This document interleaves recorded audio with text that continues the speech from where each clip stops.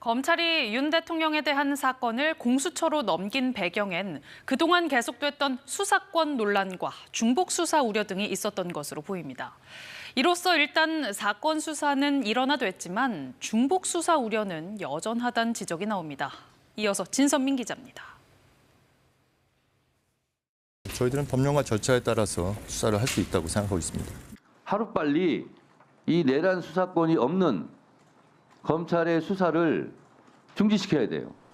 검찰이 윤석열 대통령 관련 사건을 고위공직자범죄수사처에 넘긴 건 이런 수사권 논란을 의식한 것으로 보입니다. 여기에 공수처가 관련법에 따라 사건 이첩까지 요구하는 상황. 개별 수사를 고수하다 향후 재판에서 문제가 생길 수 있다는 점도 고려한 것으로 보입니다.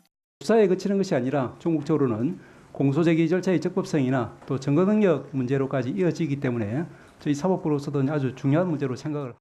검찰 관계자는 중복 수사와 수사기관 난립 문제를 정리할 필요가 있다며 절차상 논란을 없애기 위해 이첩을 결정했다고 밝혔습니다. 하지만 핵심 인물들의 신병과 주요 증거들은 여전히 각 수사기관에 흩어져 있습니다. 윤 대통령에 대한 수사 과정에선 핵심 인물들의 추가 조사가 불가피한데 얼마나 기관 간의 협조가 잘 이뤄질지도 미지수입니다.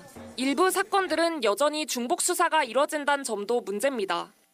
김용현 전 국방장관 등 계엄 지휘부 수사는 일단 검찰에서 계속 맡기로 했지만 공수처에도 같은 인물들에 대한 사건이 경찰로부터 이첩됐기 때문입니다. 검찰과 공조수사본부는 주요 피의자 조사 협력 문제와 수사 정보 공유 등을 계속 협의하겠다고 밝혔습니다. KBS 뉴스 진선민입니다.